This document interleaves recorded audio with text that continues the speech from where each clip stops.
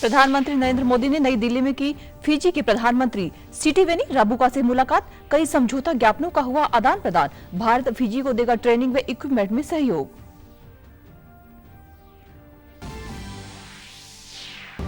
केंद्रीय गृह मंत्री अमित शाह ने कहा, संसद से पास होकर रहेगा 123वां संशोधन बिल। भ्रष्टाचारियों को जेल से नहीं चलाने दी जाएगी सरकार। विपक्ष को पढ़ाया नैतिकता का पाठ।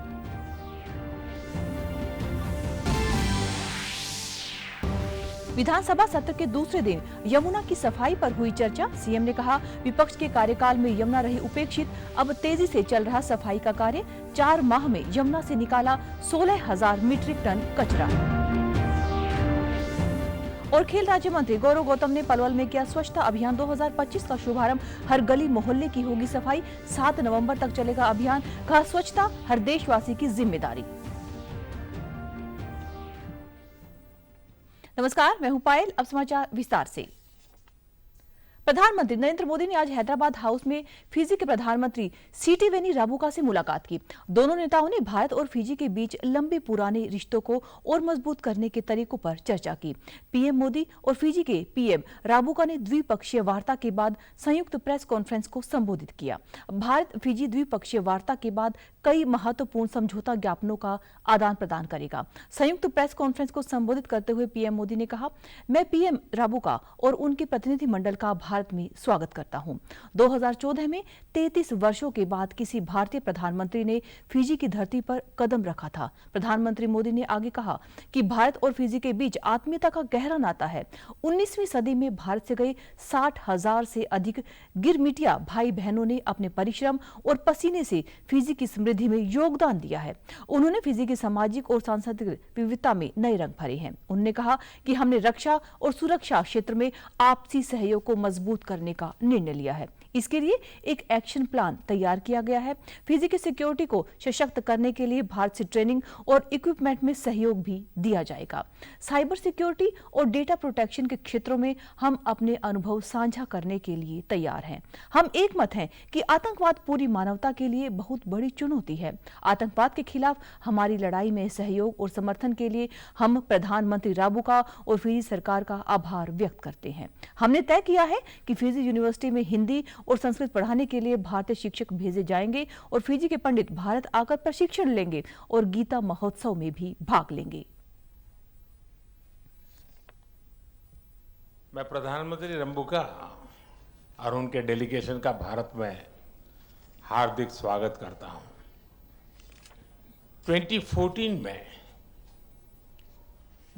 33 ईयर के बाद किसी भारतीय प्रधानमंत्री ने फिजी की धरती पर कदम रखा था। मुझे बहुत खुशी और गर्व है कि यह सौभाग्य मुझे मिला था। उस समय हमने forum for India Pacific island cooperation यानी फिपिक की शुरुआत की थी। उस पहल ने न केवल भारत फिजी रिश्तों को बल्कि पूरे पैसिफिक क्षेत्र के साथ हमारे जुड़ाव को नई ताकत दी है। केंद्रीय गृह मंत्री अमित शाह ने संविधान के 123वें संशोधन विधेयक के विरोध में विपक्षी दलों पर निशाना साधा है। एक समाचार एजेंसी को दिए साक्षात्कार में उन्होंने आरोप लगाया है कि विपक्षी नेता जेल में रहते हुए भी सरकार बनाने और चलाने की कोशिशें कर रहे हैं।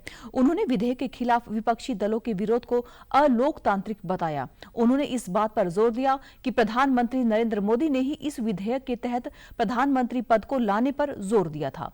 भारतीय जनप्रतिनिधित्व अधिनियम का हवाला देते हुए उन्होंने कहा कि अगर किसी निर्वाचित प्रतिनिधि को 2 साल या उससे ज्यादा की सजा होती है तो उसे संसद सदस्य के पद से मुक्त कर दिया जाएगा।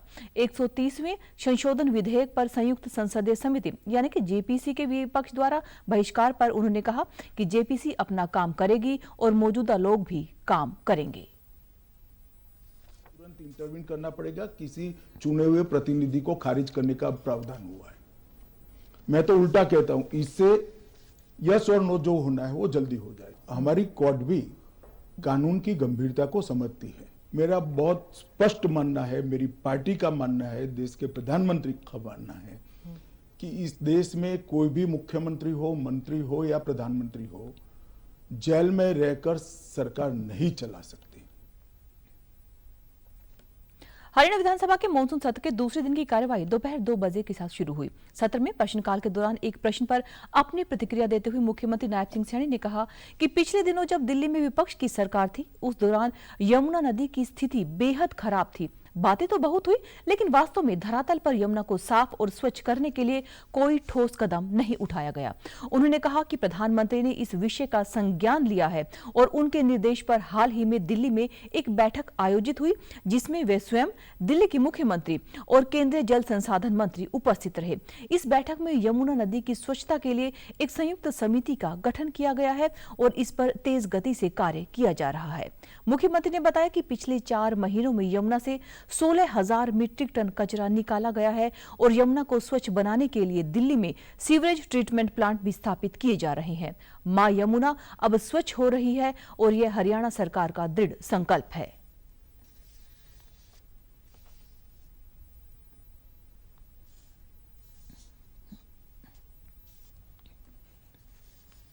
दिल्ली के अंदर मात्र 4 महीने में 16,000 मीट्रिक टन कचरा यमुना से बाहर निकाल दिया है और उसके ऊपर इतनी गति से काम चल रहा है कि जो माननीय मंत्री जी ने बताया कि हमने एसटीपी ईटीपी लगाए, दिल्ली के अंदर भी अब एसटीपी और ईटीपी लग रहे हैं। मां यमुना अब स्वच्छ होगी, निर्मल होगी, आप चिंता मत करिए, ये माननीय प्रधानमंत्री जी का संकल्प है।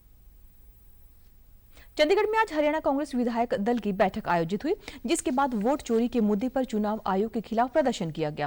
कांग्रेस विधायकों ने पूर्व मुख्यमंत्री भूपेंद्र सिंह हुड्डा और प्रदेशाध्यक्ष उदय भान की अगुवाई में विधानसभा के गेट नंबर 1 पर मार्च निकाला। इस दौरान कांग्रेस विधायकों ने विधानसभा परिसर में अंदर जाने की कोशिश की तो पुलिस ने उन्हें रोक दिया। भूपेंद्र सिंह हुड्डा ने कहा कि विधानसभा चुनाव में वोट चोरी कर कांग्रेस की सरकार चुराई गई।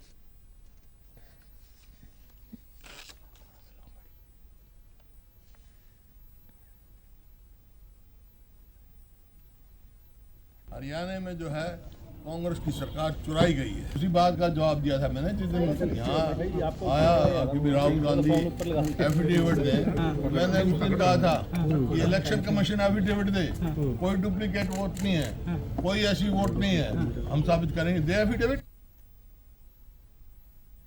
मुख्यमंत्री नायब सिंह सैनी ने रविवार को कुरुक्षेत्र में गीता ज्ञान संस्थान में आयोजित कृष्ण कश्यप कुरुक्षेत्र तीर्थाटन धर्म यात्रा के अवसर पर बतौर मुख्य अतिथि शिरकत की। समारोह की अध्यक्षता गीता मनीषी स्वामी ज्ञानानंद महाराज ने की।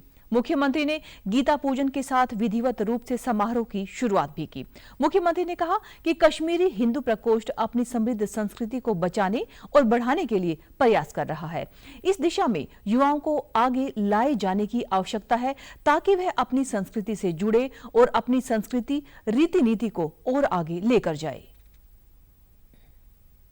पवित्र स्थल से गीता की अमृतवाणी पूरे विश्व के अंदर एक प्रकाश के रूप में फैल रही है, ये हम सब के लिए बड़े गर्व की बात है। कुरुक्षेत्र धर्म क्षेत्र और महर्षि कश्यप जी की धरा कश्मीर के बीच गहरे सांस्कृतिक संबंधों को यहाँ प्रस्तुत किया गया है। हमारी इसी सांस्कृतिक एकता को मजबूत करने के लिए देश के यशस्वी प्रधानमंत्री आदरणीय नरेंद्र मोदी जी ने एक भारत श्रेष्ठ भारत अभियान वो चलाया हुआ है। मुख्यमंत्री ने कहा कि कश्मीर ने कई विस्थापनों की पीड़ा झेली, फिर भी कश्मीरी हिंदुओं ने कर्म नहीं छोड़ा। 1990 में लाखों कश्मीरी हिंदू विस्थापित हुए, लेकिन उनकी विद्या और दृढ़ता ने उन्हें वैश्विक मंच पर स्थापित किया। यह उनके सामर्थ्य की ताकत को दर्शाता है। प्रधानमंत्री नरेंद्र मोदी ने कश्मीरी हिंदुओं की वेदना को समझा और विस्थापितों के लिए अभूतपूर्व योजनाएं बनाई। उन्होंने कहा कि प्रधानमंत्री नरेंद्र मोदी ने अनुच्छेद 370 और धारा 35A हटाकर अखंड भारत का सपना पूरा किया, जिससे कश्मीरी महिलाओं को संपत्ति का अधिकार मिला। करीब 2 लाख कश्मीरी हरियाणा में रह रहे हैं और विकास में अपना योगदान दे रहे हैं। ने कश्मीर को घायल किया है, ये हम सब जानते हैं, लेकिन कश्मीरियों की विद्या और दृढ़ता ने उन्हें वैश्विक मंच पर स्थापित किया है। यह आपके सामर्थ्य की ताकत को दर्शाता है। मुख्यमंत्री ने कहा कि गीता का निष्कर्म दर्शन 2047 तक भारत को विकसित राष्ट्र बनाने की प्रेरणा देता है। उन्होंने आशा जताई कि कश्मीरी हिंदुओं का पुनर्वास होगा और ज्ञान परंपरा फिर से पल्लवित होगी। के अंदर एक प्रकाश के रूप में फैल रही है, ये हम सब के लिए बड़े गर्व की बात है। हमारी इसी सांस्कृतिक एकता को मजबूत करने के लिए देश के यशस्वी प्रधानमंत्री आदरणीय नरेंद्र मोदी जी ने एक भारत श्रेष्ठ भारत अभियान वो चलाया हुआ है। हमारे जो कश्मीरी भाइयों की मैं सराहना करता हूं कि आप देश में जहां भी गए हैं वहां कश्मीरी की पावन धरा और आध्यात्मिक और सांस्कृतिक चेतना की खुशबू आप लोगों ने बखेरी है। ये हमारे लिए खुशी की बात है। खेल राज्य मंत्री गौरव गौतम ने पलवल में मीनार गेट के निकट हरियाणा शहर स्वच्छता अभियान 2025 का शुभारंभ किया। इस मौके पर भाजपा जिला अध्यक्ष विपिन बैंसला, नगर परिषद चेयरमैन डॉक्टर यशपाल, भाजपा नेता डॉक्टर हरेंद्र पाल राणा, जिला उपायुक्त डॉक्टर हरीश कुमार वशिष्ठ, नगर परिषद आयुक्त मनीषा शर्मा सहित काफी संख्या में लोग मौजूद रहे। यह अभियान हर मोहल्ला, हर गली, हर मकान स्वच्छ हरियाणा की पहचान मुहिम के तहत 7 नवंबर तक चलाया जाएगा। खेल राज्य मंत्री गौरव गौतम ने कहा कि देश के प्रधानमंत्री नरेंद्र मोदी ने विजन दिया है कि हमारा देश स्वच्छ और सुंदर बने। यह सिर्फ सरकारी अधिकारियों और कर्मचारियों की ही जिम्मेदारी नहीं है, बल्कि यह जिम्मेदारी देशवासी की जिम्मेदारी है कि देश को स्वच्छ और सुंदर बनाने में अपना योगदान दे। गौरव गौतम ने कहा कि पलवल को स्वच्छ और सुंदर बनाने के लिए वह लगातार प्रयासरत है। पलवल में सभी सड़कों को दुरुस्त करने का कार्य किया जा रहा है। वहीं शहर में मॉडर्न रोड भी विकसित किए जाएंगे। इसके अलावा सुरक्षा की दृष्टि से सीसीटीवी कैमरे भी लगाए जा रहे हैं। जो इस देश के यशस्वी प्रधानमंत्री का सपना है, हमारा देश स्वच्छ और सुंदर हो, और उसी प्रकार हमारा भी एक सपना है कि हमारा पलवल स्वच्छ और सुंदर बने। इससे हम पलवल वासियों को भी आग्रह करते हैं कि ये सामूहिक प्रयास है, इस सब में हमारी सहयोग करें, आशीर्वाद दें, और जहां पर गंदगी खुद लोग फैलाते हैं या खुद अनवांटेड जगह पे कचरा डाल के जाते हैं, उससे ना ही वो शहर गंदा हो रहा है, बल्कि आने वाली पीढ़ी के लिए भी स्वच्छ पर्यावरण हो, स्वच्छ पानी हो, स्वच्छ हवा हो, सब इसमें सहयोग करें। हम आने वाले समय में 11 हफ्ते तक लगातार स्वच्छता अभियान करेंगे। हरियाणा के ऊर्जा, परिवहन एवं श्रम मंत्री अनिल विज ने आज उनके आवास पर WWE के पूर्व रेसलर द ग्रेट खली से मुलाकात की। कैबिनेट मंत्री अनिल विज को अपना बड़ा भाई एवं आदर्श मानने वाले खली ने कहा कि वह जब भी मंत्री अनिल विज से मिलते हैं तो उनमें और भी ऊर्जा का संचार हो जाता है। वह उनके कार्य करने की शैली से बेहद प्रभावित हैं। उन्होंने कहा कि मंत्री अनिल विज जन समर्पित नेता है जो कि सदैव जनता के दिलों में रहते हैं। आज उनसे मुलाकात करने का अवसर मिला, जिससे वह स्वयं को सौभाग्यशाली मानते हैं। वहीं मुलाकात के दौरान मंत्री अनिल विज से खली ने चर्चा की और उनका हालचाल भी जाना। रोहतक में आगामी 17 सितंबर को राज्य स्तरीय विश्वकर्मा जयंती मनाई जाएगी। इस अवसर पर होने वाले समारोह में प्रदेश के मुख्यमंत्री नायब सिंह सैनी मुख्य अतिथि होंगे। यह जानकारी भारतीय जनता पार्टी के राज्यसभा सदस्य रामचंद्र जांगड़ा ने दी। वे रोहतक में पार्टी कार्यालय मंगल कमल में रविवार को पत्रकारों के साथ बातचीत कर रहे थे। उन्होंने कहा कि 17 सितंबर को प्रधानमंत्री नरेंद्र मोदी का भी जन्म दिवस है।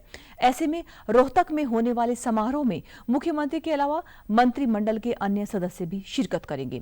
रामचंद्र जांगड़ा ने कहा कि वर्ष 2014 में देश व प्रदेश में जब से भारतीय जनता पार्टी की सरकार बनी है, मेक इन इंडिया और स्वदेशी को बढ़ावा दिया गया है। मौजूदा समय में भारत हर मामले में आत्मनिर्भर हो गया है। उन्होंने इसी क्रम में विश्वकर्मा समाज का जिक्र भी किया। साथ ही कहा कि हरियाणा अनुसूचित जाति आयोग और हरियाणा महिला आयोग की तर्ज पर हरियाणा पिछड़ा वर्ग आयोग को शक्तियां प्रदान करने के लिए हरियाणा विधानसभा के मौजूदा सत्र में बिल लाया जाएगा। रोहतक के अंदर विश्वकर्मा जयंती मनाई जा रही है। उसी दिन हमारे देश के यशस्वी प्रधानमंत्री नरेंद्र भाई मोदी जी का भी जन्मदिन है। माननीय मुख्यमंत्री जी इस सभा के अंदर, जनसभा के अंदर मुख्य अतिथि होंगे। 2014 से केंद्र में और राज्यों में भारतीय जनता पार्टी की सरकारें आई हैं, तभी से एक मेक इन इंडिया और स्वदेशी की तरफ एक बहुत बड़ा ध्यान दिया गया है। और ये दोनों ही कंसेप्ट जो है सबसे ज्यादा अगर किसी को लाभान्वित करते हैं, प्रभावित करते हैं, तो वो विश्वकर्मा समाज है, जो शिल्पकार समाज है। अभी भारत ने जो रक्षा उपकरण है, सबसे ज्यादा निर्यात अब की बार जो छोटी छोटी चीजें भी विदेशों से आती थी वो भारत में निर्मित हुई है। वहीं प्रदेश में कानून व्यवस्था से संबंधित सवाल के जवाब में भारतीय जनता पार्टी के राज्यसभा सदस्य ने कहा कि मुख्यमंत्री नायब सिंह सैनी पुलिस तंत्र को खुली छूट उन्होंने दी है। अपराधी तत्वों के खिलाफ कार्यवाही की जा रही है और उनके हौसले भी पस्त हुए हैं। भिवानी जिले की मनीषा मामले में उन्होंने कहा कि यह संवेदनशील मामला है, उनकी भावनाएं परिवार के साथ हैं। मुख्यमंत्री ने इस बारे में लगातार बयान दे चुके हैं कि सच्चाई जल्द ही सामने आएगी। घटनाएं हो रही हैं, आप लगातार देख रहे हो कि उनके अब मुख्यमंत्री जी ने पूरे पुलिस तंत्र को खुली छूट दे दी है, सब अधिकार दे दिए हैं कि अगर मौके के ऊपर कहीं कोई अगर अपराधी इस किस्म की काम करता है, कोई असामाजिक तत्व, कोई समाज विरोधी, कानून विरोधी काम करता है, तो पुलिस को सो मोटो संज्ञान लेने का अधिकार है, कहीं भी उसको वो एक्शन ले सकते हैं। और उसके बाद काफी तेजी आई है इस काम में और अपराधियों के हौसले पस्त हुए हैं और काफी जगह पकड़े भी गए हैं, कई जगह इनकाउंटर भी हुए हैं और स्थिति प्रदेश के अंदर सामान्य है। मुद्दा संवेदनशील तो है, ये भी काफी संदिग्ध भी बना हुआ है, लेकिन मुख्यमंत्री जी लगातार बयान दे चुके हैं कि मैं एक एक मिनट की रिपोर्ट ले रहा हूं और सच्चाई बिल्कुल सामने आएगी। अगर इसमें किसी का हाथ है, चाहे वो कितना ही बड़ा व्यक्ति हो, वो कानून के शिकंजे में होगा, किसी को बख्शा नहीं जाएगा। भिवानी में मनीषा मौत के बहुचर्चित मामले में जेजेपी नेत्री एवं पूर्व विधायक नैना चौटाला ने कहा कि इस मामले में अफवाहें बहुत चली, जिससे ये मामला बिगड़ा है। नैना चौटाला रविवार देर शाम ढाणी लक्ष्मण गांव में मनीषा के घर शोक प्रकट करने पहुंची। इस दौरान उन्होंने मनीषा के परिजनों को सांत्वना भी दी। उन्होंने भरोसा दिलाया कि जेजेपी पार्टी पीड़ित परिवार के साथ है। नैना चौटाला ने रोहतक पीजीआई की पोस्टमार्टम रिपोर्ट पर भी सवाल उठाए और कहा कि सीबीआई ने सही जांच की तो सच्चाई जरूर सामने आएगी। नैना ने यह भी कहा कि अब जांच भी हो जाएगी और फैसला भी आ जाएगा, पर मनीषा कभी वापस नहीं आएगी। सरकार ने मनीषा का केस जो है वो सीबीआई को दिए, तो पेरेंट्स को यही दिलासा दे रहे हैं भी विश्वास रखो, कुछ ना कुछ निचोड़ निकल के तो जरूर आएगा अगर सीबीआई कुछ करेगी तो। रोहतक में जो पोस्टमार्टम हुआ है उसका मैं देख रही थी कि जिसने पोस्टमार्टम किया है वो बच्चों का डॉक्टर है, तो वहाँ से कुछ चीज़ें धीरे धीरे आएगा मैटर निकल के। पर जिस बच्चे ने मतलब बहुत कुछ देखना था, कहते मेडिकल की स्टूडेंट थी, बहुत इंटेलिजेंट थी, उसका भविष्य बहुत उज्जवल था, पर जिस दिन घर से निकली है वापस घर ही नहीं आई, तो ये एक मतलब मैं तो कहती हूँ माँ बाप के लिए सारी उम्र के लिए अब फैसले भी आ जाएंगे, कुछ हो भी जाए, पर मनीषा कभी वापस नहीं आएगी। सांसद कुमारी शैलजा ने निर्वाणा क्षेत्र के करीब 1 दर्जन गांवों का दौरा किया, जहां लोगों ने उनका जोरदार स्वागत किया। ग्रामीणों से मुलाकात के दौरान सांसद ने कहा कि जनता ने वोट देकर जो भरोसा जताया है वह उनके लिए अमूल्य है और वह इसके लिए दिल से आभारी हैं।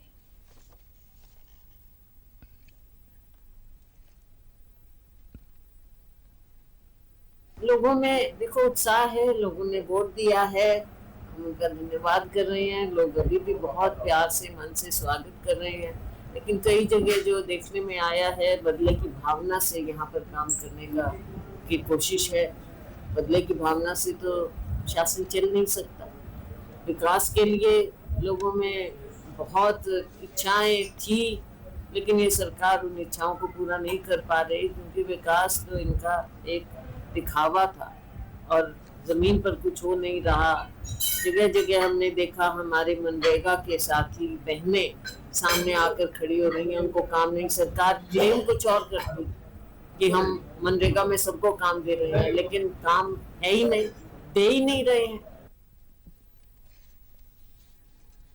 कजाकिस्तान में हुए एशियन गेम्स में 10 मीटर एयर पिस्टल में टीम के साथ सिल्वर मेडल जीतकर आदित्य मलरा ने हरियाणा का नाम रोशन किया है। इस दौरान आदित्य के आज अंबाला आने पर एकेडमी में खुशी की लहर देखने को मिली और एक दूसरे को मिठाई खिलाकर मुंह मीठा भी करवाया गया।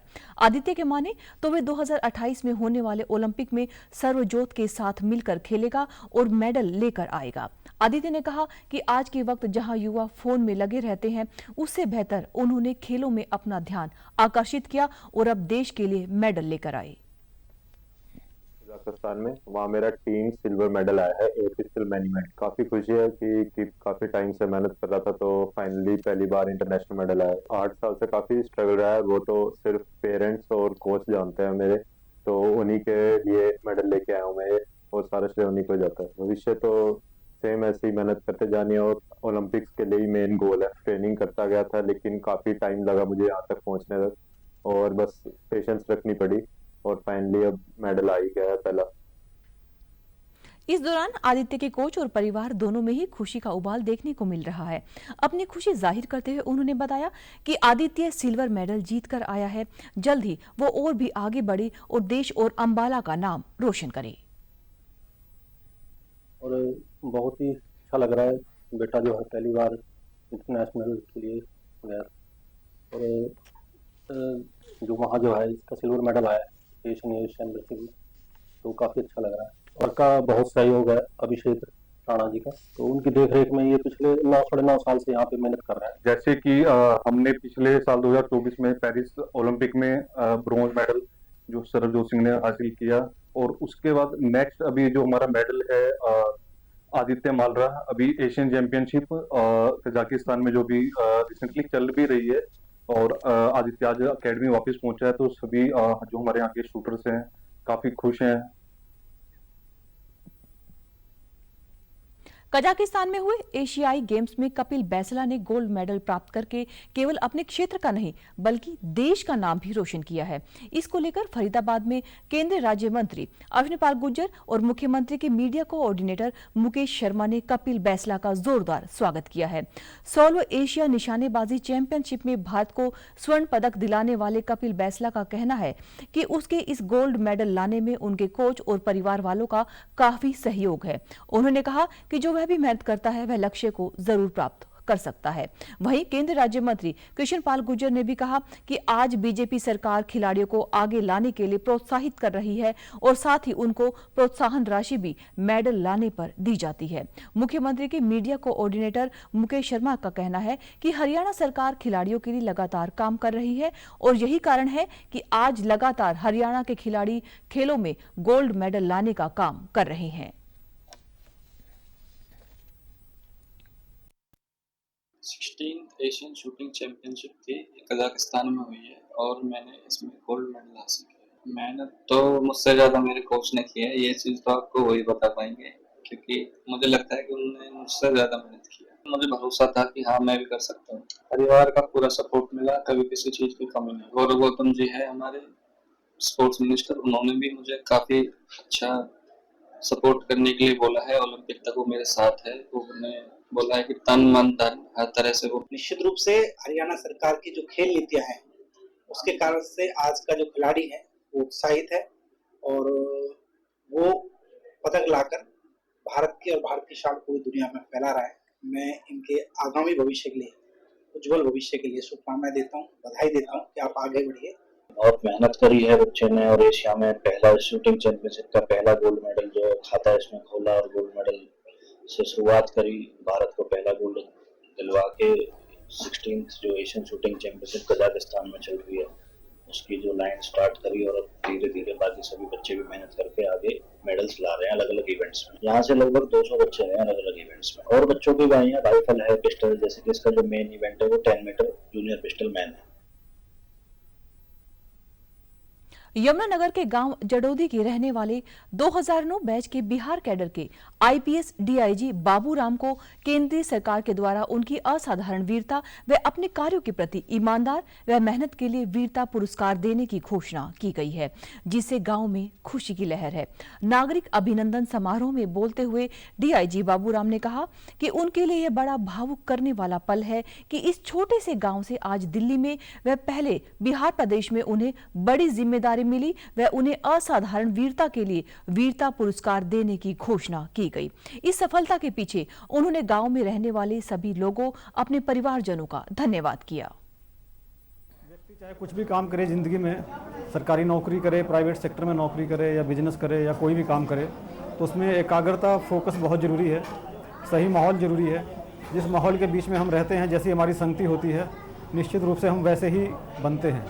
अगर हम अच्छे लोगों के बीच में रहेंगे, जो पढ़ाई लिखाई में जिनकी रुचि है, बुरी आदतों से, बुरे माहौल से बचेंगे और अपने काम पे ध्यान लगाएंगे, तो निश्चित रूप से सफलता मिलेगी। विश्वास रखना चाहिए। थोड़ा देर हो सकता है, लेकिन सफलता का जो मेहनत का जो फल है वो जरूर मिलता है, सफलता जरूर मिलती है। वहीं बाबूराम के परिजनों ने कहा कि इस पुरस्कार के मिलने की घोषणा से गांव में खुशी का माहौल है। हर गांव वासी को उन पर गर्व है। इनको राष्ट्रपति अवार्ड वीरता पुरस्कार मिला है, उससे हमें सारे गांव को गर्व है इस पे, ठीक है। और हमारे जो पूरे जिले का मान सम्मान और बढ़ाया इन्होंने, उससे हमें बहुत बहुत बड़ा गर्व की बात है हमारे लिए।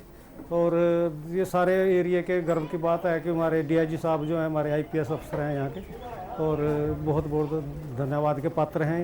हमारे डीआईजी श्री बाबूराम जी जो बिहार कैडर से हैं, इनको सरकार ने एक अधिकारी होने के नाते जो इन्होंने कार्य किए हैं, उसके लिए जना इनका सरकार ने सम्मान किया है। उसके बारे में गाँव में बड़ी खुशी की लहर है।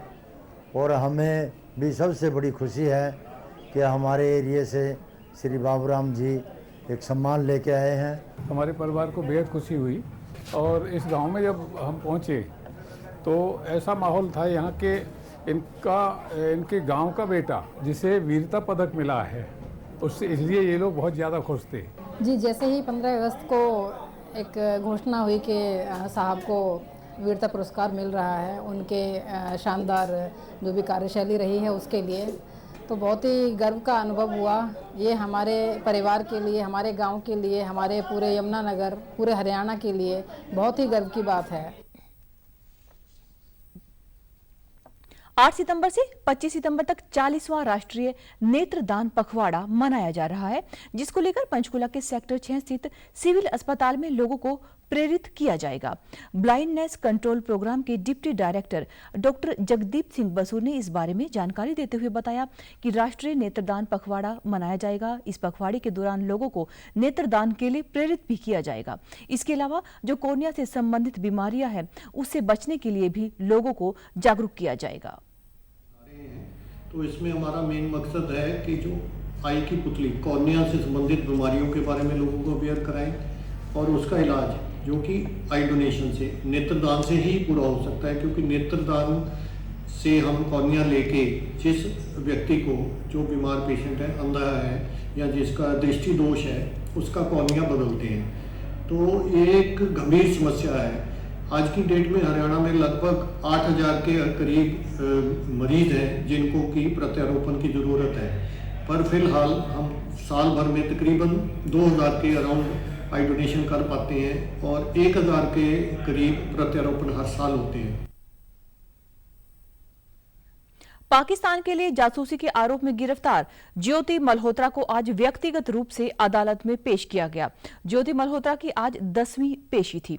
ज्योति के वकील कुमार मुकेश ने कहा कि आज भी उन्हें चार्जशीट की कॉपी नहीं दी गई। उन्होंने कहा कि चार्जशीट की कॉपी लेने के लिए वह अदालत में याचिका लगाएंगे। कुमार मुकेश ने कहा कि ज्योति की अगली सुनवाई 3 सितंबर को होगी, जिसमें ज्योति को व्यक्तिगत रूप से पेश होना होगा। आज ज्योति को चार्जशीट की कॉपी सौंपने के लिए ही पेश किया गया था, लेकिन उन्हें यह कॉपी नहीं मिली। पुलिस द्वारा एक और एप्लीकेशन लगाई गई है। गौरतलब है कि 90 दिनों की जांच के बाद 14 अगस्त को पुलिस ने ज्योति के खिलाफ 2500 पन्नों की चार्जशीट दाखिल की थी। इसके चालान सप्लाई करने के लिए, और चालान सप्लाई करने की प्रक्रिया ही चल रही थी। इन बिटवीन पुलिस ने एक एप्लीकेशन दी है कि कुछ चालान के पार्ट है वो सप्लाई ना किया जाए। तो मैंने ओरली उसको डिफेंड किया कि पुलिस ने मजाक बना रखा है, या तो पुलिस के पास कुछ है नहीं इसके खिलाफ और इसलिए डर रही है कि चालान की कॉपी ना मिल जाए, इसलिए मैंने विरोध किया। लेकिन वो एप्लीकेशन भी क्लियर नहीं थी, तो अब दोबारा वो बना के लेके आएंगे एप्लीकेशन, उसके बारे में जवाब दिया जाएगा। ज्योति को 3 तारीख के लिए भेज दिया कि दोबारा पेश किया जाएगा 3 तारीख को, और उसके बाद में दोपहर बाद में दो चीजें हैं एप्लीकेशन मेरे को भी लगानी, 2 4 में भी लगा। चार्जशीट दिखाई नहीं, हालांकि क्योंकि जब 100 पेज से ज्यादा की चार्जशीट होती है उसको CD में या पेन ड्राइव में दिया जाता है। तो समाचारों में आज के लिए बस इतना ही। नमस्कार।